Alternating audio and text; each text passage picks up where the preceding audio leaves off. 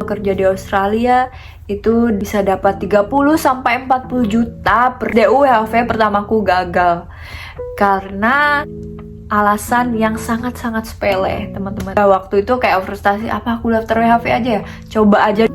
Assalamualaikum warahmatullahi wabarakatuh. Hai semuanya, kembali lagi di channel aku, Anissa. Well, it's been a long time aku nggak pernah ngonten lagi tentang Pare dan kampung Inggris karena honestly aku udah balik dan nggak tinggal di sana lagi. Terus kayak kemarin HP aku rusak dan banyak sekali rintangannya. Dan akhirnya aku fokusin konten di Facebook, terus TikTok dan Instagram juga. Terus aku bikin kayak usaha gitu dan ya akhirnya YouTube aku terbengkalai. But I'm back right now. Anyway, terima kasih banyak udah nonton video aku dan terima kasih, semoga video yang kemarin-kemarin dan video yang sekarang ini bermanfaat ya. I'm finally back here and yep, aku mau sharing-sharing ke kalian. Tapi aku bakalan gak ngonten lagi tentang Pare. Mungkin aku akan fokusin ke WHV. Nah, jadi aku punya visi untuk kayak ngasih informasi lebih lanjut untuk kalian bisa dapetin WHV ini. Semoga bermanfaat. Now, sekarang aku ada di Australia. Nah, di sini aku pakai visa Work and Holiday Visa. Nah, di video kali ini aku akan cerita aja, sharing pengalaman aku kenapa aku memilih WHV gitu untuk perjalanan karir aku. Nah, langsung aja kita mulai. Kenapa aku pilih WHV dan kenapa aku memutuskan untuk Work and Holiday Visa. Oke, semuanya tuh bermulai ketika aku pergi ke Pare, kampung Inggris. Semuanya mengubah hidupku ya. Karena di sana aku bertemu teman-teman yang satu perjuangan mencari karir, mencari beasiswa, mencari better future gitu ke depannya. Ada yang nyari WHV untuk English for WHV gitu kan. Nah, aku tuh curious dengan apa itu WHV. Terus aku tanya-tanya lah ke teman-teman di sana. Ternyata Work and Holiday Visa. Nah, kalian bisa bekerja dan berlibur di Australia. Well, dari dulu tuh sebenarnya mimpi aku tuh pengen ke luar negeri gitu kan untuk S2. Tapi makin dewasa kok kayaknya aku mulai ragu gitu kan. Ya udah, keraguanku aku kesampingkan dulu, kita capai. Karena aku pikir ya S2 itu penting banget untuk karir kedepannya. Cuman aku lagi butuh uang juga kan, BU gitu kan, supaya bisa dapat sukses muda, mencapai bikin usaha yang aku pengen di usia muda. Nah, sampai saat itu aku tergiur. Mereka bilang kalian kalau kerja di Australia itu dapat gajinya per week atau per minggu gitu kan, terus bisa dapat 30 sampai 40 juta per bulan. Itu bagi aku tuh besar banget gitu kan. Terus aku gali-gali informasinya dan aku keep dulu karena waktu itu aku masih struggle belajar bahasa Inggris nih. Jadi masih belum, tiketnya untuk luar negeri itu masih belum dapet gitu kan. Ya udah, akhirnya aku belajar dan singkat cerita sekitar 9-10 bulan akhirnya aku belajar bahasa Inggris dan akhirnya aku tes IELTS. Nah, memang tujuanku waktu itu adalah S2. Jadi aku apply beasiswa untuk melanjutkan studi aku. Nah, di tahun 2022 akhirnya pada Juni waktu itu aku tes IELTS dan alhamdulillah aku tes IELTS akademik, hasilnya memuaskan dan cukup untuk beasiswa gitu, apply beasiswa dan kampus di luar negeri.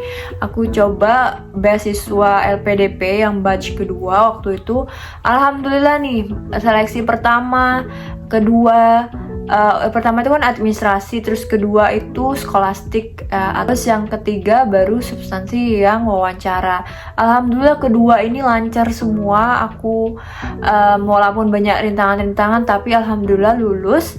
Terus yang ketiga wawancara aku down di sini dan ya itu membuat aku tidak lulus. Akhirnya seminggu kemudian ada pembukaan WHV nih, aku lihat infonya. Yap, akhirnya aku daftar juga dong. Udah waktu itu kayak frustasi, apa aku daftar WHV aja ya? Coba aja dulu kan. Ya udah, kita daftar lah WHV waktu itu. Kebetulan translate-nya aku udah dapet dan IELTS-nya juga udah dapet. dan paspornya juga udah dapet, tinggal bank reference sama SKCK waktu itu. Maksudnya udah dapet itu, aku udah siapin karena untuk keperluan pendaftaran beasiswa waktu itu. Nah akhirnya yaudah aku apply lah, tinggal gini-gini masukin. Waktu itu war SDWHV Oktober 2002, sumpah itu sangat lancar. Bahkan berhari-hari tuh kolom untuk wawancara atau kolom untuk verifikasi berkas itu masih kayak ijo gitu loh, kayak all clear gitu, all good semuanya. Oke, dan ya alhamdulillah waktu itu, dan ternyata aku gagal. Ya, DUWHV pertamaku gagal karena alasan yang sangat-sangat sepele, teman-teman. Karena SKCK ku tingkat Polres. Nah, ini sangat-sangat membuat aku frustasi sekali, dan aku dapat surat kayak gini. Dan itu bikin aku down. Pertama gagal beasiswa, kedua gagal WHV. Ya ampun gitu kan. Ternyata harus tingkat Polda. Aku tuh nggak baca secara teliti atau bagaimana ya, apa kurang teliti ya mungkin, atau Tuhan mengatur takdirku seperti itu gitu. Ya udah nih, jadi gagal.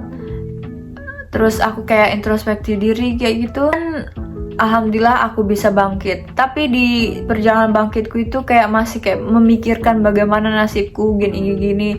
Dan ya alhamdulillah waktu itu aku ngehandlein kayak kursus juga, terus ngehandle usaha buketku juga gitu kan. Jadi nggak terlalu down banget.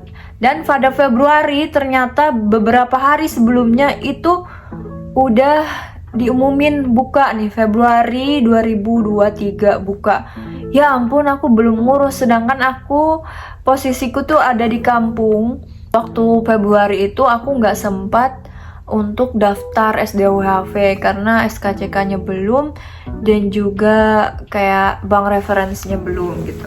Ya udah, itu aku frustasi lagi karena nggak bisa daftar juga kan, persyaratannya belum lengkap. Kayak dari pengalaman tersebut akhirnya aku mempersiapkan diri nih, makin gencar kan. Oke, aku akan bikin SKCK Polda nih. Kalau SKCK yang Polda itu teman-teman jaraknya 10 jam dari rumah, dan aku harus ke Palangkaraya waktu itu untuk membuat SKCK yang tingkat Polda. Bayangin anak pelosok perjuangannya. Jadi kayak harus naik mobil 10 jam terus nginep di kosan teman untuk membuat SKCK tingkat Polda demi untuk mendapatkan SDWHV. Terus Maret aku bikin, semuanya udah lengkap. Alhamdulillah pada April waktu itu, April itu buka si SDWHV-nya ini.